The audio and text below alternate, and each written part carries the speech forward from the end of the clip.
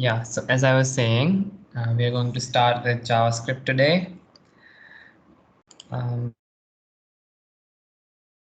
is what gives the web interactivity. So if you press a button and then something changes on your web page, that means JavaScript is working. All right. So first we'll create. Okay, so I need you guys to open VS Code and then code along with me. So just open your VS Code and make sure you have the live server extension installed. And if you haven't, search for it. You'll get the first one will be the right one, and just install it. And once it's installed, go ahead and create an index.html file. And so in VS Code by default, there are a lot of snippets that will work for us to be able to type HTML faster. So as we use the code sandbox snippet, the bang one, let's just use that. And there you go. We have the document ready.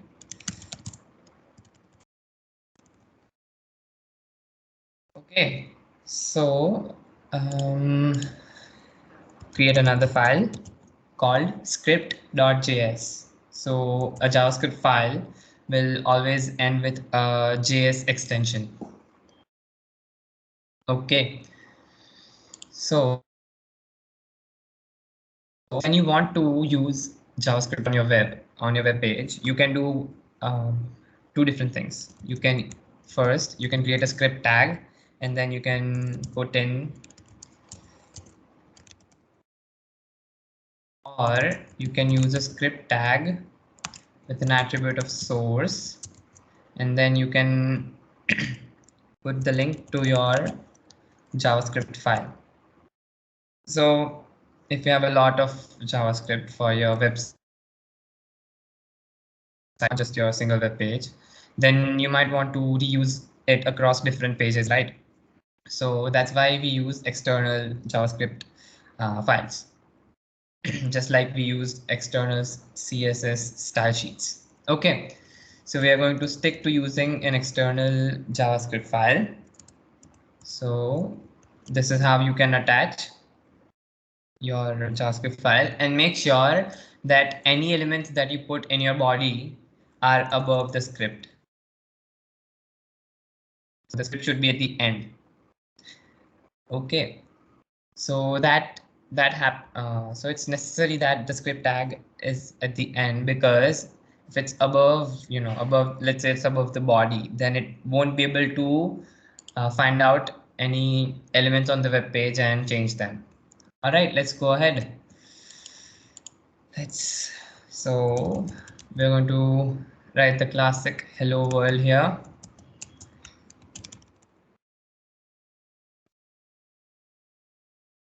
Okay, so semicolons, they are optional in JavaScript. You write them, you don't write them, the browser doesn't really care, it's fine. Okay, so you guys might have seen the print statement in different languages, and similarly JavaScript has console.log, which acts as the print statement, and it will print hello world to the console. Okay, so let's bottom pane, you'll be able to find a button saying go live, and if you're not able to find that, press Control Shift and P, or just go here in view and press command palette. So once you do that, you'll be able to type in live server, open with live server, this option. So once you click that, it will say that at port 5500. Okay, so let's go to localhost 5500. So you can see that it's an empty file, but the title matches learn JavaScript. So the server is working and it's serving the files correctly. Cool. So just press right click on your screen and go in the inspect. So in the inspect tab, I'm going to shift this to okay. And if you open the console, you'll be able to see that hello world is being here. Okay, so if I reload, that's right here, hello world. Okay, so we are going to start with, so we are going to go in this way. First, so we learned how we can link a JavaScript file. Now let's cover variables and constant. So there are three you can store values in JavaScript. So the first one is the var keyword. So let's say var name, as it says, it's suggesting on its own. So var name is equal to John. And then you can go ahead and use this value anywhere. Let's say we want to show a dialog box saying hi and then the name. So we will use alert that and let's say hi and then the name. Okay. Okay. My name. Okay. Okay, so if you look at your browser and reload, you'll be able to see that it says hi John. So this is the alert function. It will open a box like this and show the user a message. So this is how you can use create and use a variable. Okay, let's create another variable. And another one b equals to oops 5. So JavaScript, you can use it to evaluate expressions also. What's that? So console.log. I want to do the product of A and B. So you can go ahead and log it. Okay, if I comment this line out, you won't get the dialog box anymore. Okay, so you can see that it's printing 10 in the console. And that's correct. Okay, so this is one way to define variables in JavaScript. There's another keyword you can use called let. So let's say title and its introduction to JavaScript. So we can again log it to the console, but well, that's not new. So you can use the let keyword and you can reassign to it. Let's say you want to change the title to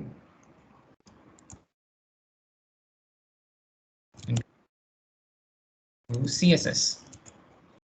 So using let, you can reassign to the variable in this way.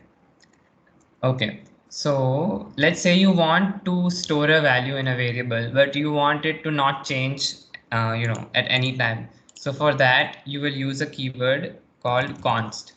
So you cannot reassign to a const variable. Let's say I give it an age of. Now, if you try to reassign uh, a new value to age, let's see what happens in the browser. Okay, so it's showing an error, uncaught type error, assignment to a constant variable. So JavaScript doesn't allow us to reassign a value to a constant variable. So it's in modern JavaScript, we tend to not use var because of some problems it causes. So when you use var, you define a global variable, so it can be accessed anywhere. So there is a possibility that so you don't know that you already defined a variable called a, and then you define it again at the bottom somewhere. Let's say wow, and then you want to console log a. So what this will do is it might change the unexpectedly, and then it'll give you some weird behavior, and you won't be able to understand what's going on. Then you'll have to debug the code, and then maybe not you'll be able to find out. So avoid using var for defining variables. Just stick to let and const. So is it clear the how we can declare variables? Okay, so you can even do something like this. Let's say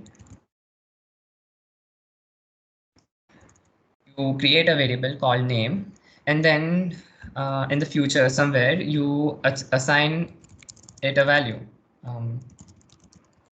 Okay.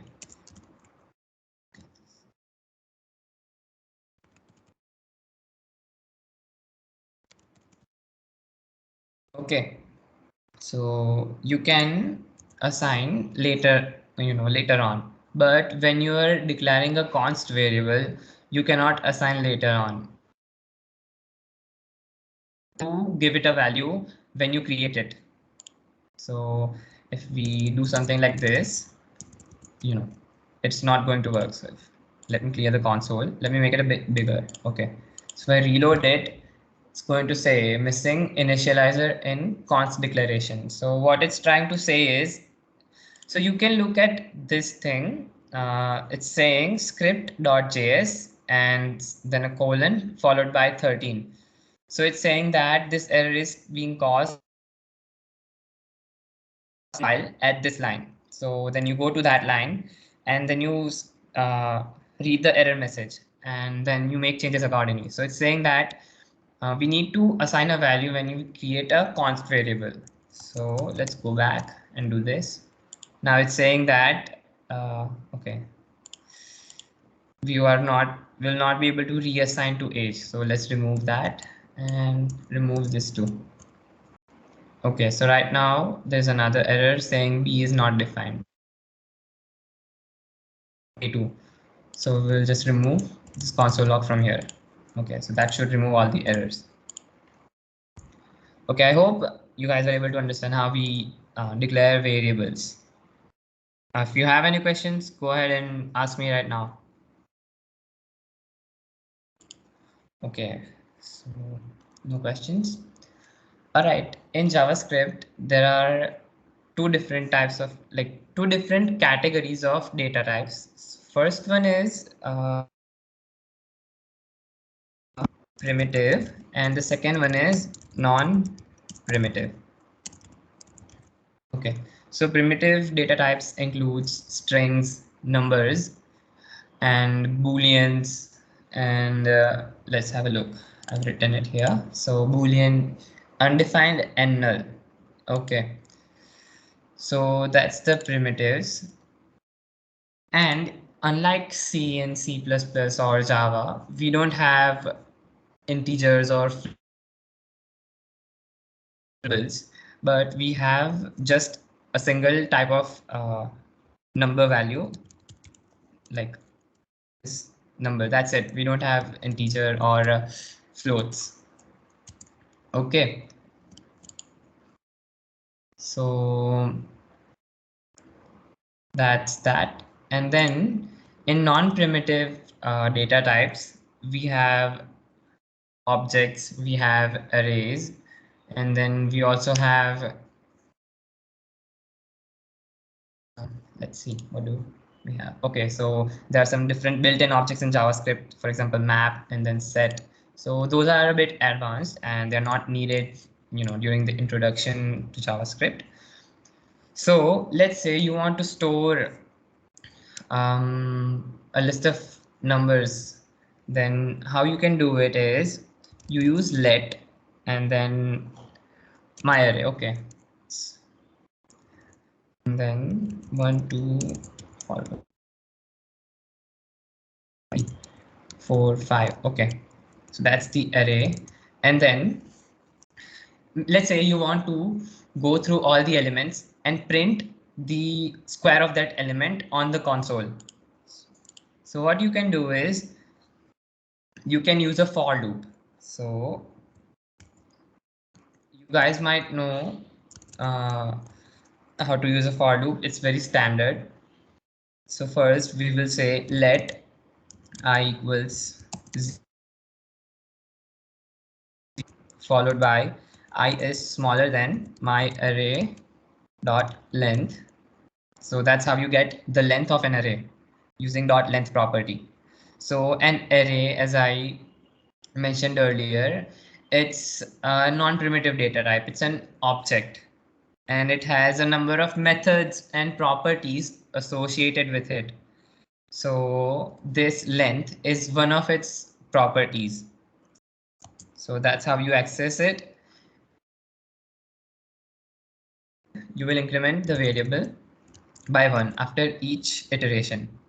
And we will console.log my array, and this is how we get the element out of the array using their index. It's very standard notation. And what we want to do is we want to print its square, right? Yeah, that's what I said earlier. So we can, so there are two ways we can do this. Say we multiply it with itself, or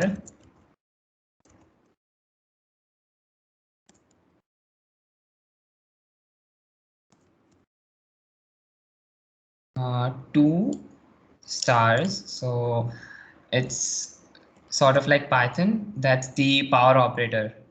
So you can either multiply it with itself, or you can use the power operator and raise it to 2. So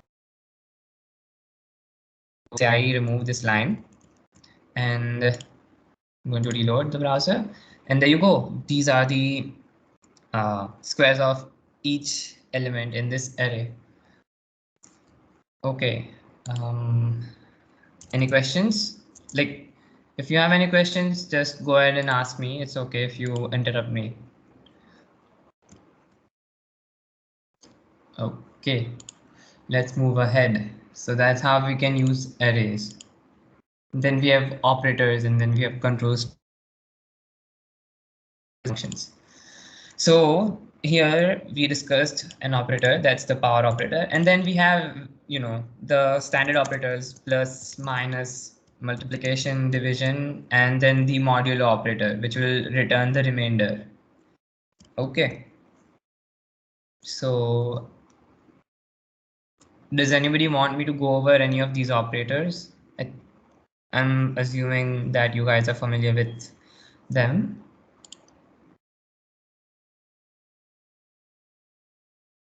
Okay.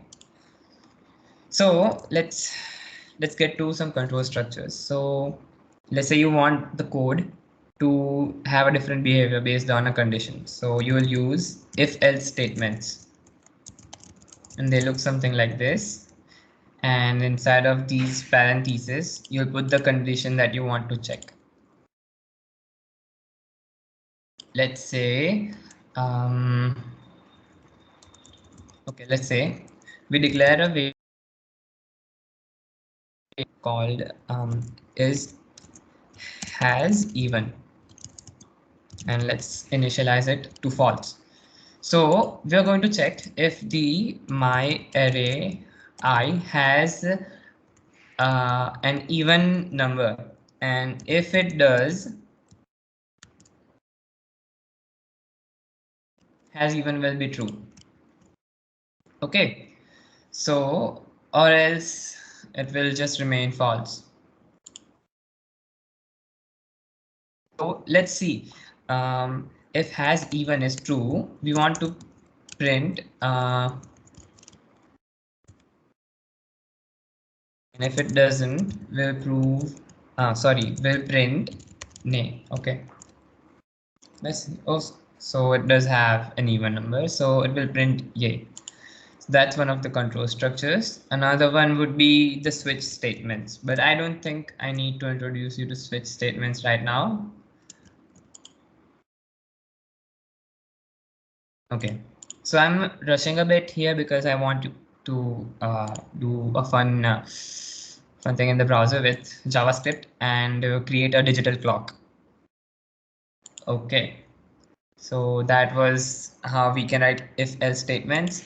We can also have something like this, if else if. So we can check yet another condition, and let's say you want to see if it's not has even. So this is the not operator. And you want to check it with, let's say, the age. All right, so if the age is smaller than 18, make it bigger than 18. Hmm.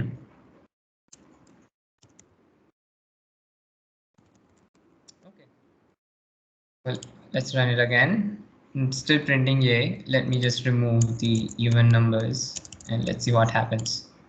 Okay, see, now it's printing boo. And if I change this age to 0, yeah, that works. It'll print nay. So I think if else statements, they pretty much make sense. They are very intuitive. All right, so I think that's enough of an introduction to the language. Let's get to creating the digital clock. Okay, so I'm just going to comment it, or you can just remove it. It's not very useful. You can go ahead and look at references on the web. They might even be better than what I discussed. Okay, so let's go in the index file and let's create a couple of elements. So I'm going to create a div with a class of container followed by an actually let's create a paragraph tag, and in there I'm to put in 3 different spans. So the first span with an ID of hour, and then it will be followed by a colon, and then a span of for a minute, and then a colon span second. Okay, so we have a paragraph tag which is going to display the hour, minute, as well as if it's AM or PM. So I'm going to give it an ID of AM PM.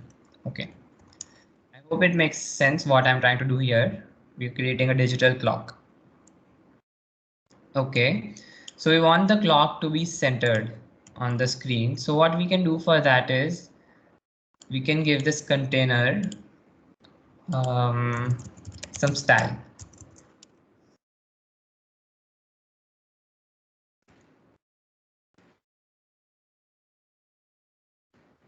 Hmm.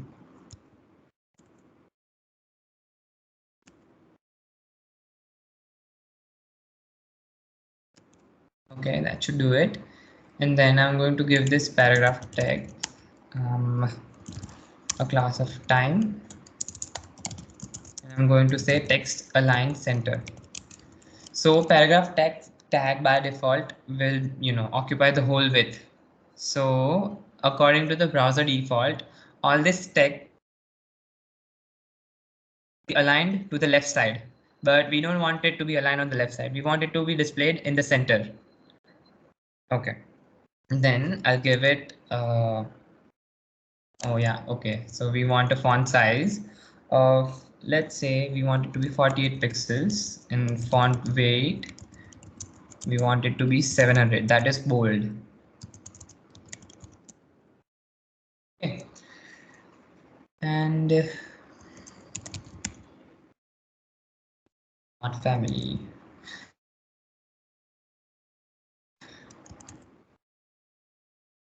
Or yeah, so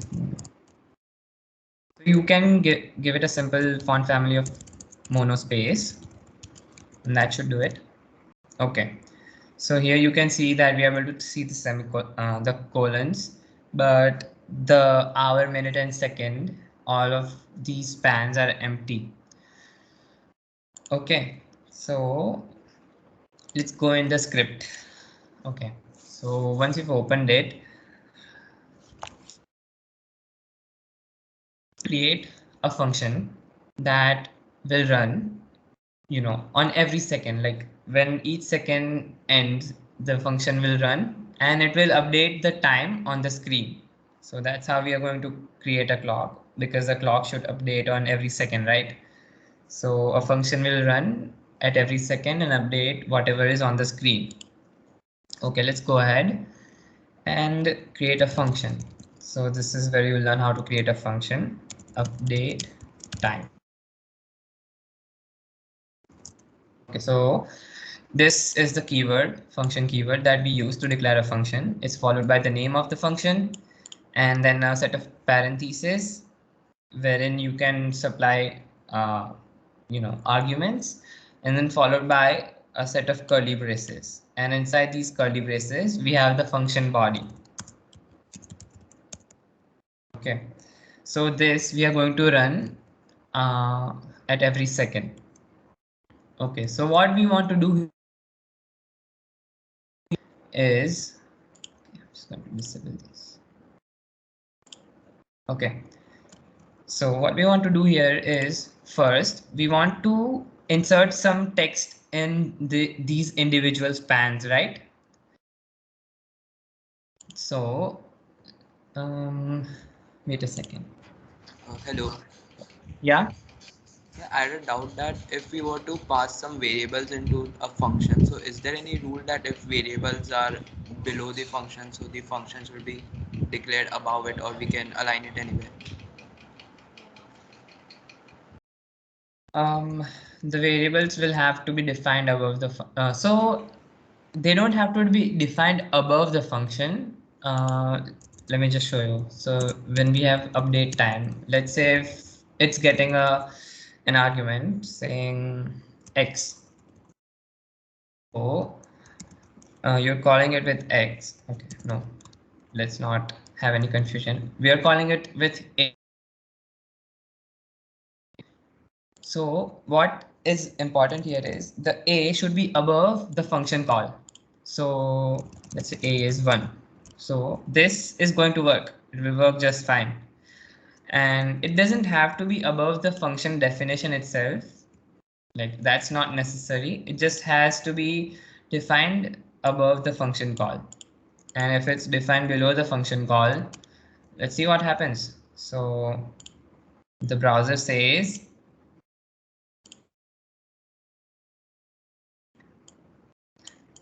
that cannot access a before initialization. So you cannot access a variable's value before it's initialized. So make sure it's placed above the function call. Okay. Okay, okay, thanks. All right. So where was I? Yeah, we need to update the value inside these spans. So how to get access to that particular element, right? That's a problem now. So what we can use here is we use this particular object called document. So this document, it represents the whole HTML document defined in here. So this is the whole document, and then you can access the body. So the body element, you can access the head. So that's the head element. Yeah.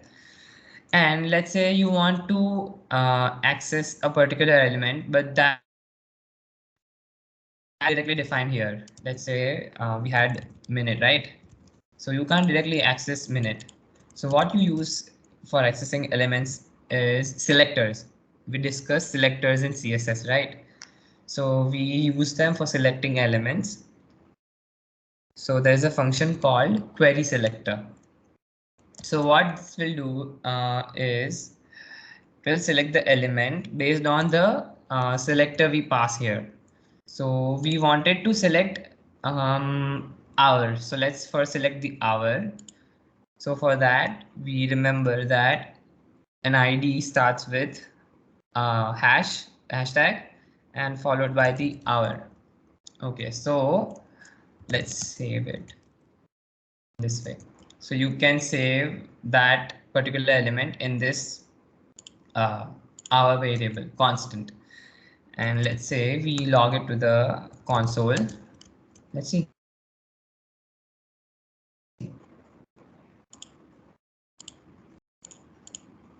Okay, so nothing's being printed to the console, and that's because we are not calling the function. So let's go ahead and call the function.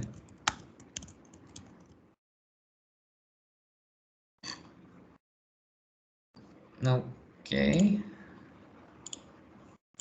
So yeah, right here you can see that the span having the ID hour is being printed on the console. So in the similar way, you can select minute with document dot query selector hashtag minute, and similarly for second we'll have document dot. So here you can use query selector, but there is another method called get element by ID. So you directly pass the value of ID inside of this function. So instead of having hashtag followed by hour, letter, we'll just insert the ID. So let's say second. Okay, so these are reference to that elements in the document. Now we want to get the time, right? So there is an object called date in JavaScript. Let's have a look at it. Okay, so as an object, right? So you'll have to use a keyword new to create a new date, to initialize a new date. So this is the class, and that's how you create a date. Let's look at how the date looks like. Okay, so this is how it looks like, starting with the day followed by the month and so on. It also has the time zone. So what we want from the date is to get the hour, the minute, and the second, right? So there are some methods that you can use for the same. Let's say you want to get the date, so you will say get date, and then you call that method. So you can save that in wait, we don't want the date here. We want to get the hour, minute. So let's get the hour instead. Okay, let's name it age. So this age will be a number. The hour get out. Okay, it seems like hours, not get hours. Okay, so this will be a number as we discussed earlier. There's only one number data type, no integers or floats. And similarly, we can get const minute date dot minutes, and likewise the second. Okay, so now we have the hour, the minute, and the second. So the first step was reference to the span elements. Second step was the hour, minute, and seconds. And the last step is to update the values in the document. So how to do this? So there's a method on each HTML element. So an HTML element itself is an object. So it will have a set of methods, it will have a set of properties defined on it. Let's have a look. So you can see right here, it has these methods and these are the properties. So there are a bunch of them. So you can do lots of different kinds of manipulation on each HTML element. And here what we need to do is we need to change, let's look at the HTML doc. We need to change what's inside of this span, right? So we will have, let's say we have 12, right? So this is the text inside this span, right? Let's say here we have 34 and for seconds we have 12 and AM, PM, let's say it's PM. Cool. So this is the text inside of the span. The text content of this particular element is 12 and so on. So we access the text content of an element using the same properties named text content. And then you can assign it the value of h. So text content by default is a string, but we are trying to assign a number to text content. So we need to change this number into a string. And for that, you can use this method called toString. So even number it's like toString and then let's look at it. So if you want to convert the number into different notations, have different precisions, and lots of kind of different stuff. So that's how you convert a number into a string and then assign it to the text content for that particular element. And similarly, we'll go for minute, text content, and string. Similarly, I'm going to do for a second. Okay, so now you're also updating the values in this document. I'm just going to remove this. No.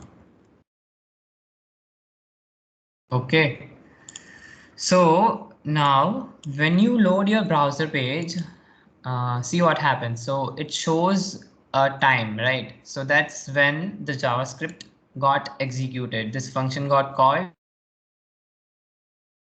it got executed, and that is the moment when it happened. So that's 2013-5. So this is 24-hour format by default. It will give you the hours in 24-hour format. Okay, so we want to make it more readable. Let's say we want to have a 12-hour format with an AM PM thing.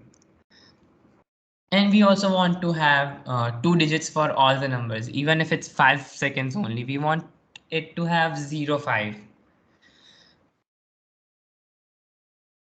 So those are a couple of things to do. Okay, let's see. We want to have 12-hour clock, right?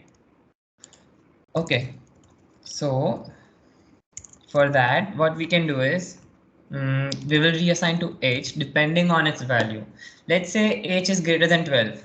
That means we need to use the difference between h and 12. So h is okay.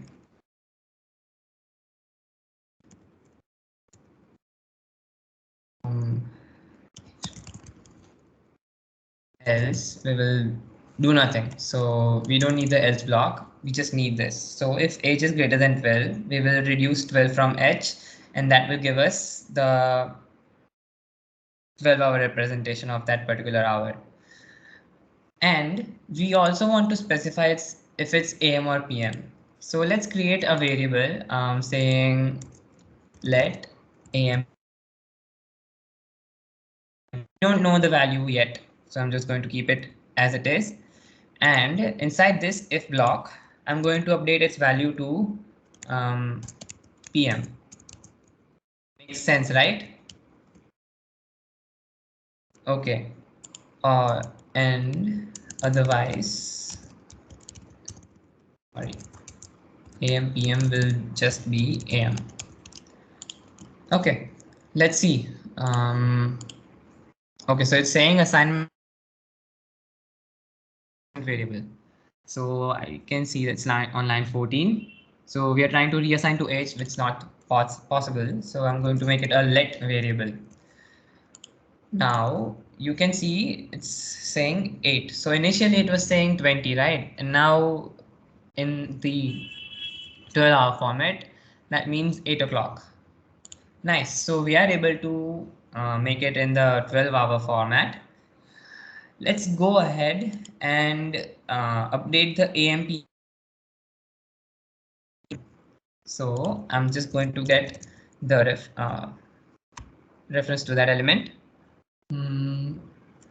AM PM element document dot get element by ID AM PM. Cool. So now we have the value, and we are going to update that too. So dot text content. Okay, it's npm element. npm itself. Okay, let's see if it does the trick. Okay, so yes, it is working. It's showing PM. That's a good sign. So we are getting closer. Now we want to have 08 instead of just 8.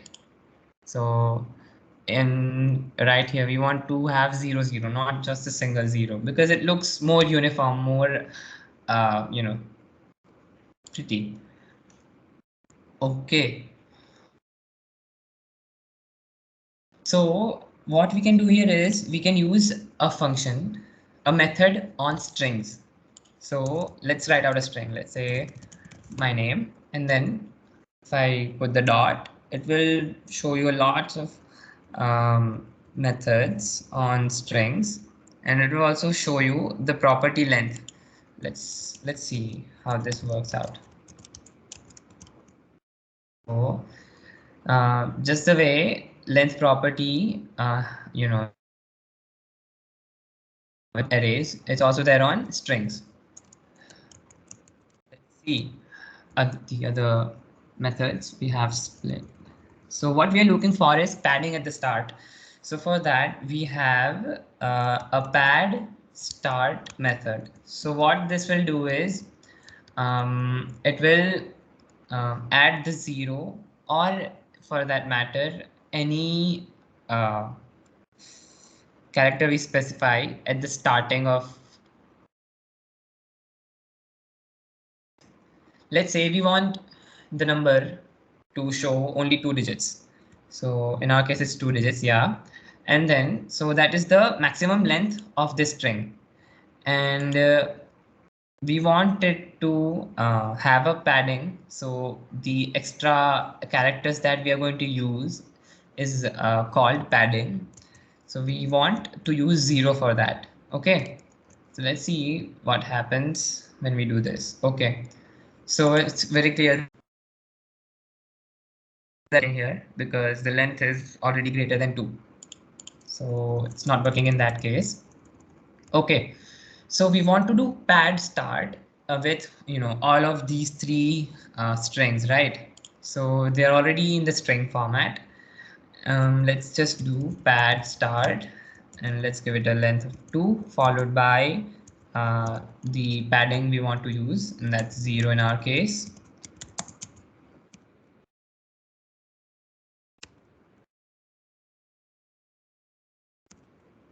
Okay, all right, there we go. So it's showing everything the way we want it to. Okay, so there's just one more step before this clock will start working. So before we get to that, do you have any questions? Anything you want me to go over? Anything you want me to explain?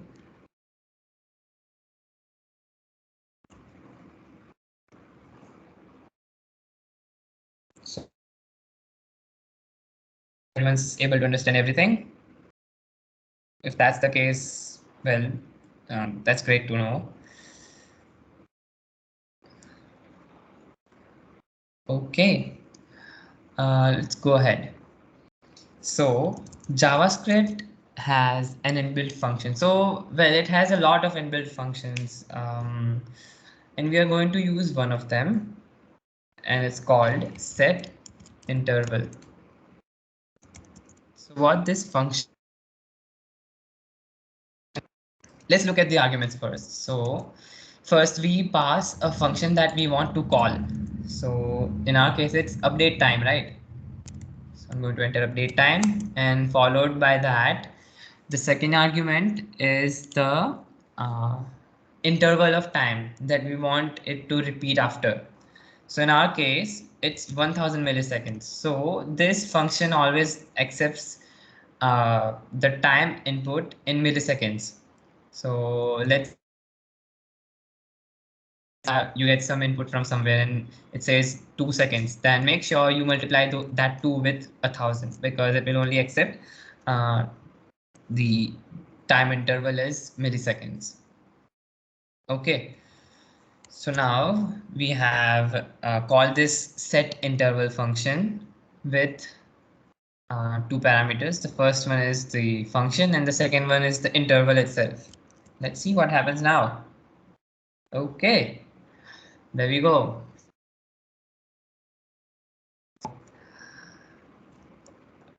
Yeah, we have created the digital clock. So this was one of my first own, JavaScript small project thing. Believe me, when I started, I had a very hard time, doing just this much. It was very difficult to, behave in this way. I don't know, I don't remember why. Well, because I didn't understand how exactly to do it. So yeah, this is how it's done. Um, I hope you enjoyed whatever we did. Okay, so just a couple more things. You can see here we have same kind of code again and again. So that's called uh, some redundant code. Let's say you want to remove it. You want to remove redundancy. So we can do it using a function. Let's say there is a function called format time that accepts a number, let's say n, and then it will do n dot to string and pad start using 2 and zeros. Okay, so you want the function to return this value, right? To return this formatted string. So we use the return keyword for all the thing we want to return. Okay, so we will strip all of this and we will just wrap them in format time. Okay, there we go. So we reduced a lot of code repetition. So this is what you call dry code. So dry stands for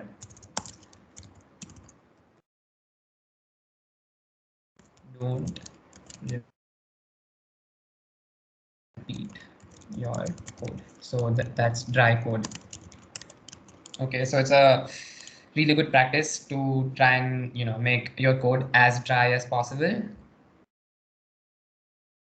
because it helps keep things organized and keep have separation of concern, right? Okay, so um I think most of you must have done C and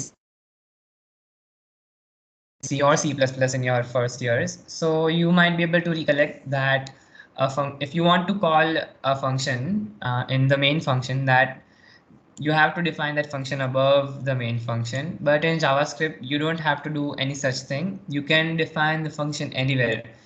Let's say you're calling a function on the very first line of the file, and the function definition is at the very bottom. Even that's going to work. So JavaScript, well, doesn't need the already defined.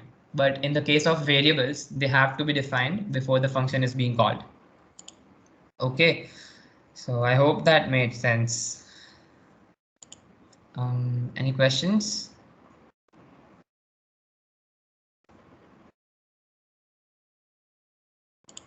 Okay, so I'm just going to show you guys a couple of different resources that you can use to learn JavaScript. The first one is javascript.info. So this is a very good resource that you can learn from. It's free. That's one good the pro. And second, it has everything covered, like literally everything. And it has a very good explanation. It will show you good examples. So yeah, first we have introduction followed by fundamentals. It also has chapters on code quality. Then we have objects. Okay, so objects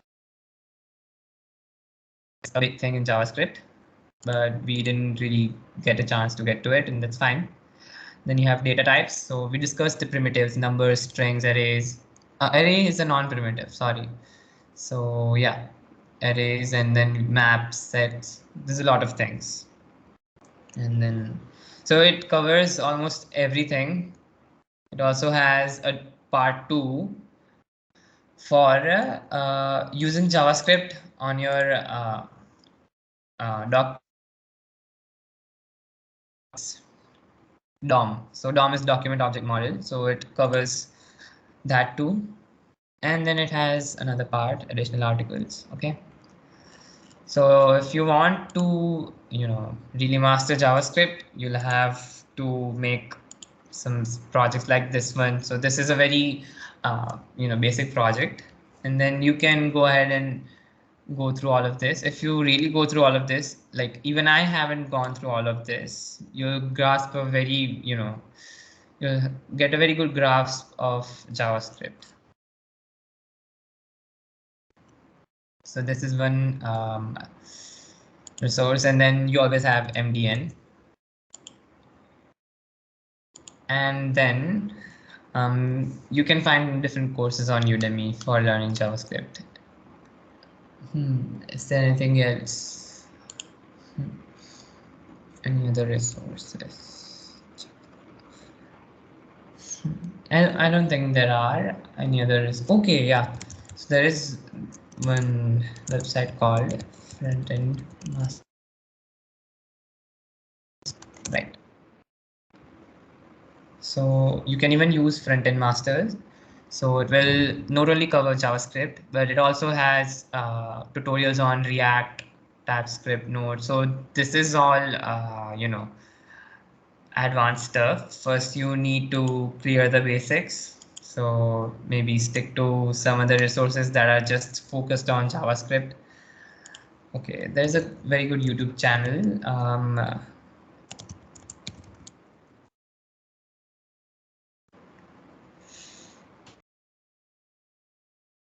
Ninja.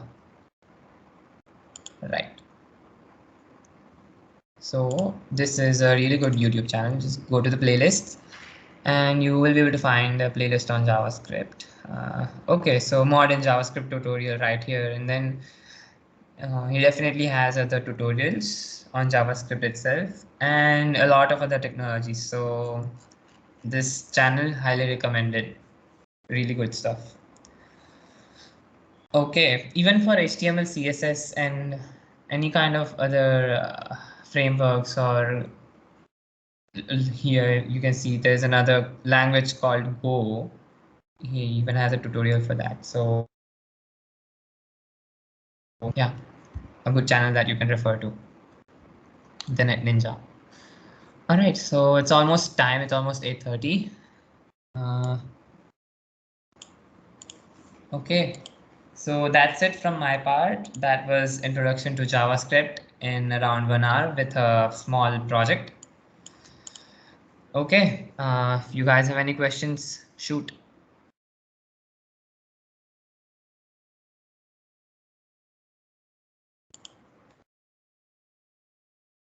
To cover something particular, I can. If you don't understand anything, I can explain. Okay, if not, I'm just going to show you another operator, the ternary operator. So it looks exactly like this. Const, let's say t. If some condition is true, let's say age is equal to 4. So let's say it's 4 a.m. or p.m. And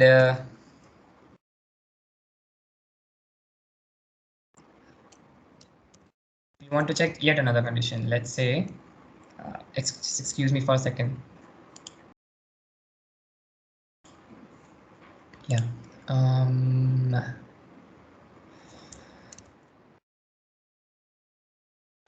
Below this, and let's say the minute is I don't know, 20. So if that's true, we want to say yes or. So this is how a ternary operator looks like. We first have the condition here. We don't need to necessarily wrap it in parentheses, but I'm just doing that for clarity. So it will evaluate the expression inside of this, and it will be a Boolean expression. So h is equal to 4, and when the minute is 20, it will say true. So that will return the first value, and if it's not true, then it will return the second value. So we can log t. So yeah, this is going to log on in the console after every second. Yeah. So this is how the ternary operator looks like. Comes in very handy a lot of times. Okay, I'm going to say that's all from my side. I'm going to upload this small uh, project if you guys want me to.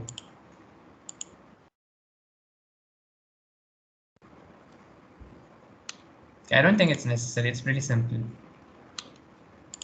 Okay, that's it from my side. So if you want to close the live server, just click here, click to close server, and that'll be it. So server is now offline. So if you reload, that's gonna fail. Okay.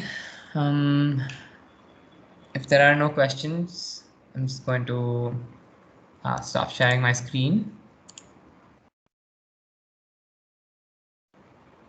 If there are, I'm going to give you guys a couple minutes to ask.